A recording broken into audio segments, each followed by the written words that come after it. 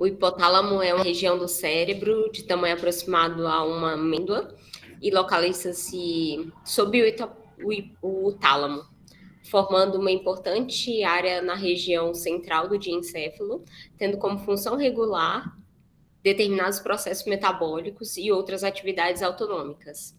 A hipófise é uma glândula endócrina com cerca de 1 centímetro de diâmetro, alojada na célula túrcica. A hipófise pode ser dividida em duas porções, a adenohipófise ou hipófise anterior e a neurohipófise ou hipófise posterior. Pode passar, por favor. Nessa imagem a gente consegue ver a relação entre o hipotálamo e a hipófise, tanto a hipófise anterior como a posterior. Pode passar, por favor. Nessa imagem a gente já consegue ver uma relação entre o núcleo paraventricular, e isso mostra mais a relação neuronal dos neurônios, indo do hipotálamo para a hipófise, principalmente para a área da neurohipófise. Pode passar, Paula, por favor. Então, a fisiologia dos hormônios, todos os hormônios adenohipofisários são peptídeos e, dessa forma, sintetizados de acordo com o processo de síntese de qualquer peptídeo ou proteína celular. São armazenados em grânulos citoplasmáticos e liberados conforme as necessidades fisiológicas, em função de sua homóloga estrutural. Os hormônios adenohipofisários podem ser agrupados em famílias, e são 3 famílias, na verdade. A família ACTH, a família do hormônio glicoproteico e, por último, a terceira família composta pelos hormônios de crescimento e prostaglandina. Pode passar, Paula, por favor. Primeiro falando sobre o hormônio adrenocorticotrófico, que é o ACTH. Então, inclui os hormônios estimulantes, alfa e beta melanócitos, o beta e alfa lipotrofina e a beta endorfina, um epiácido endógeno. O ACTH é o único hormônio dessa família cujo papel fisiológico é bem estabelecido. Sua função está relacionada à estimulação da produção de hormônio esteroides do córtex adrenal. Então, o cortisol, aldosterona e androgênios. Pode passar, por favor. Já os hormônios glicoproteicos, a família dos hormônios glicoproteicos inclui o FSH, o LH e o TSH. Esses hormônios são denominados glicoproteicos porque apresentam grupos glicídicos ligados covalentemente a resíduos de aspargina em sua cadeia peptídica. Pode passar, por favor. Já os hormônios, agora a gente vai esmiuçar um pouco os hormônios, tanto o hormônio de crescimento, que é o GH, e a prolactina. O GH é secretado pelas células somatotróficas da adenohipófise e, por essa razão, é algumas vezes denominado somatotrofina. O GH é estruturalmente similar à prostaglandina.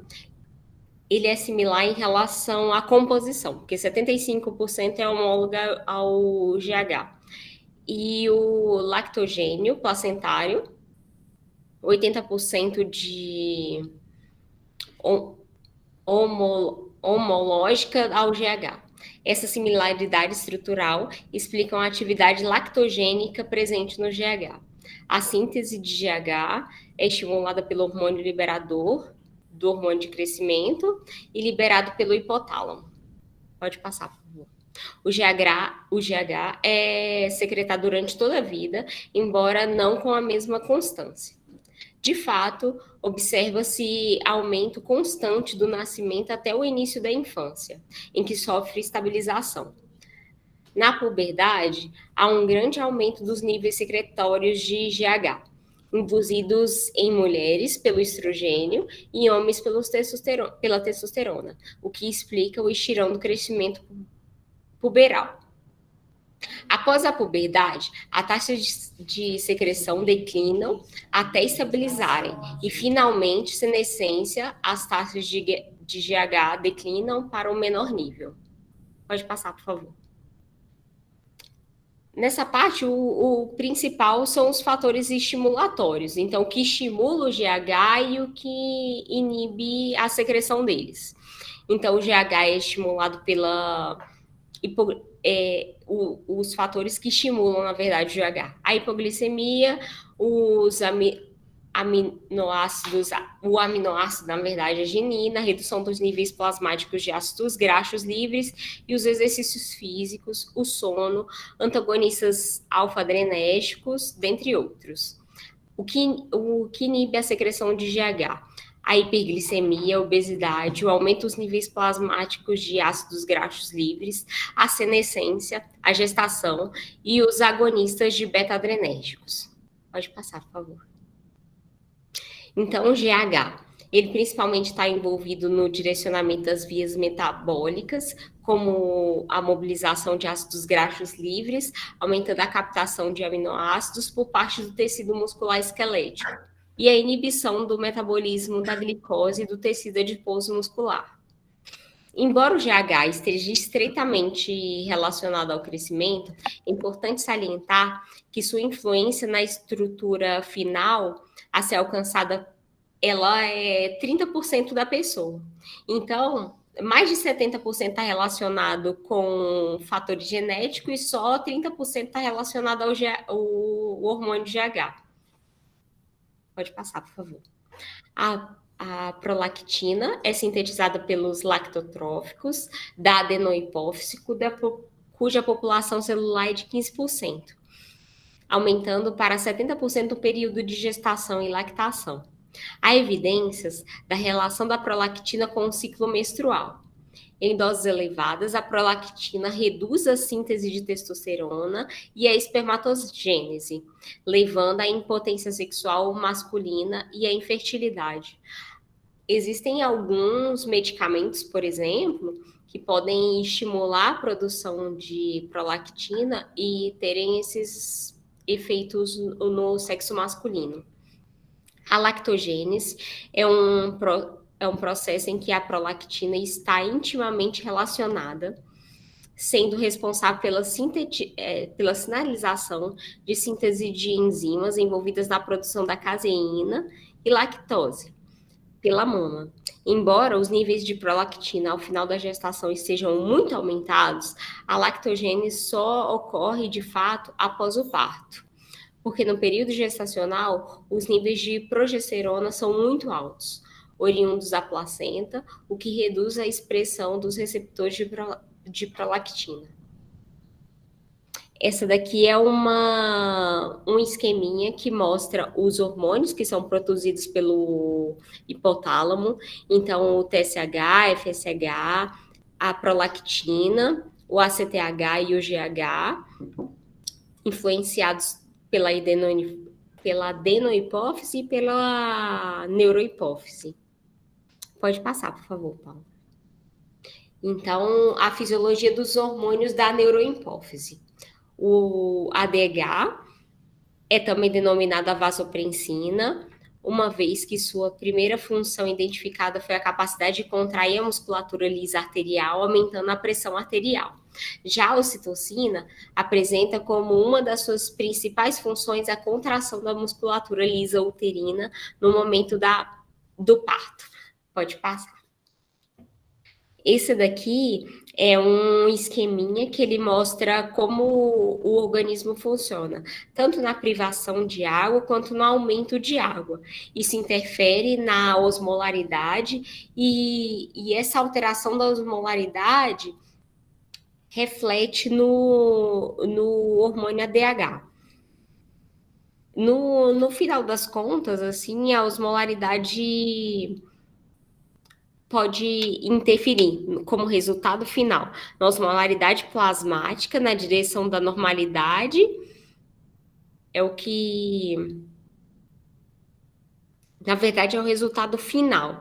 Então, ele pode aumentar a osmolaridade plasmática ou com a privação de água, estimulando o osmorreceptor do núcleo supraóptico hipotalâmico e as fibras nervosas oriundas do hipotálamo, liberando o hormônio, e daí a inserção das aquaporinas nas células do túbulo distal e coletor. E com isso, há um aumento tanto da reabsorção renal de água como a redução dessa permeabilidade. E no final das contas, essa presença do ADH, ele resulta no final num controle da osmolaridade plasmática. Pode passar, por favor, Paula. A fisiologia da glândula tireoide. O folículo tireoidiano é responsável pela síntese de hormônio tireoidiano, tanto o T4 como o T3. O iodo é o elemento essencial na biossíntese do hormônio da tireoide. Em situação de deficiência de iodo na dieta, ocorre diminuição do conteúdo do iodo dentro da tireoide, na verdade, e consequente diminuição da produção do hormônio tireoidiano, causando graus variados de hipotireoidismo e alta prevalência de bócio. Pode mudar, Paula, por favor. Essa daqui é um esqueminha que ele mostra, na verdade, a célula secretora de calcitonina.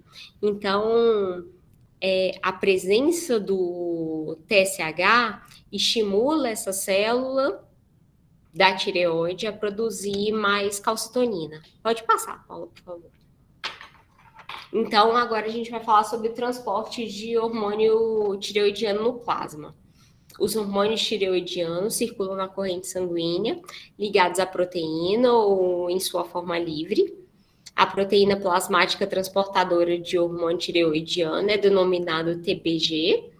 Além do TBG, a albumina sérica também pode transportar uma quantidade discreta de T4, outra proteína também envolvida no transporte de hormônio tireoidiano, mas não tão relevante nesse processo quanto a TBG.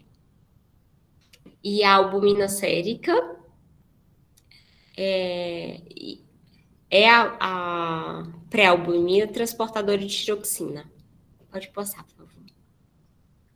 Então, o hipotálamo, a tiroxina, que é produzida pelo hipotálamo, estimula a adenohipófise, que produz o TSH e estimula a tireoide a produzir os dois hormônios, tanto o T3 como o T4. Pode passar, por favor. O efeito mais conhecido decorrente da ação dos hormônios tireoidianos é o aumento da taxa do metabolismo basal, em proporções que podem alcançar de 60% a 100%. Os hormônios tireoidianos não aumentam a geração de ATP mitocondrial. Contudo, há evidências de que são capazes de estimular a síntese de desacoplamento da cadeia respiratória.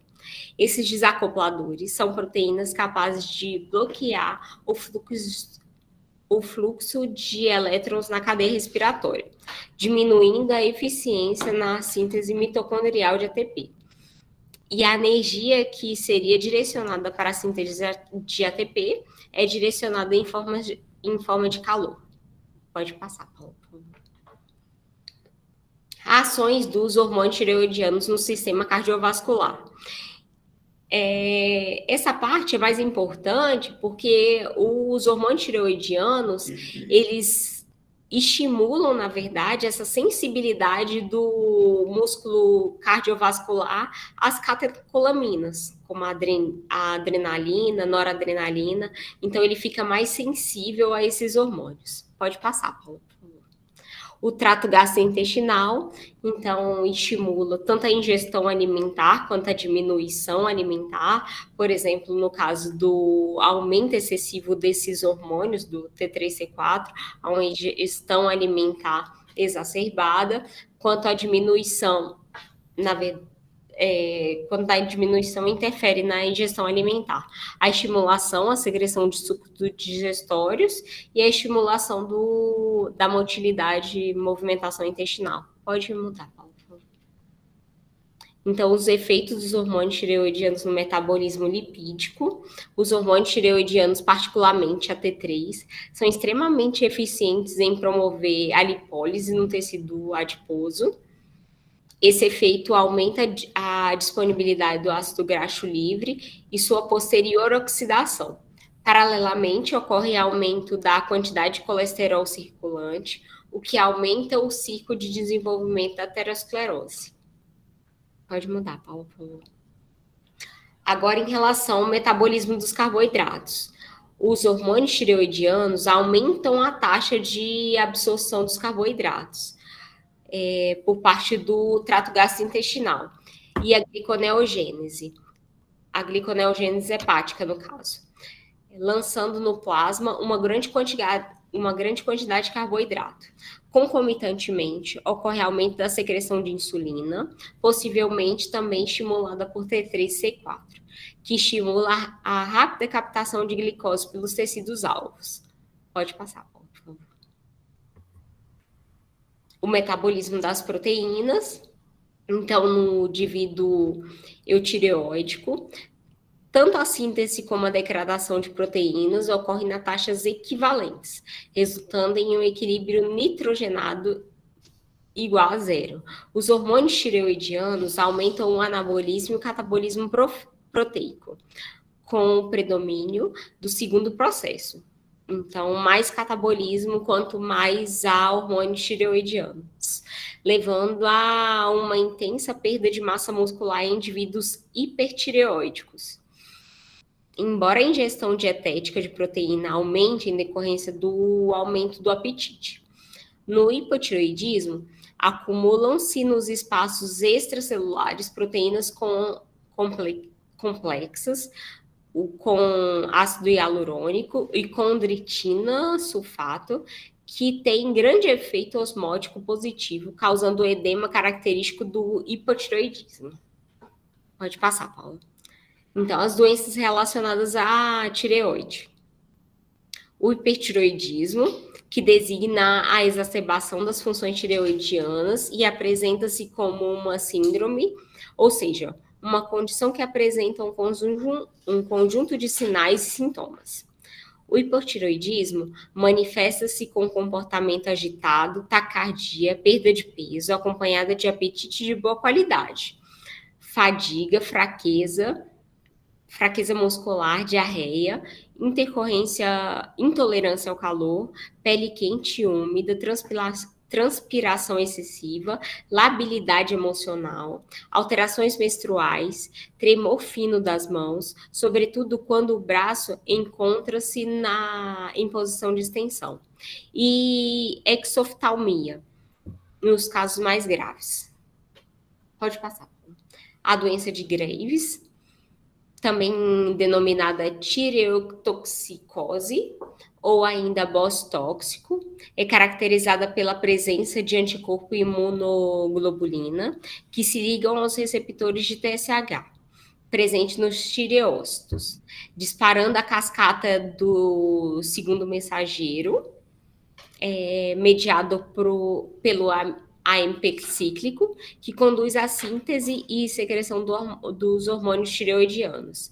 Esses anticorpos são denominados imunoglobulina tireoide, o TSI. As TSI, na verdade, que são os hormônios tireoidianos, são produzidas em funções de algumas respostas autoimunes, em determinado período de vida do indivíduo. Pode passar, por favor. O hipotireoidismo pode ser decorrente de qualquer alteração estrutural ou funcional que provoque a queda na síntese da liberação de hormônios tireoidianos, resultando em função da taxa metabólica. O hipotireoidismo pode ser classificado em hipotireoidismo primário, nessa condição. Tanto o hipotálamo como a hipófise estão fabricando normalmente o TRH e TSH, respectivamente, a tireoide não sintetiza e secreta níveis adequados de T3 e T4. Hipotireoidismo secundário. Neste caso, a disfunção é na hipófise, que por qualquer motivo não secreta quantidades adequadas de TSH. e o hipotireoidismo terciário, o mais raro, que quando comparado às duas condições anteriores, é relacionado a uma redução na secreção de TRH hipotalâmico.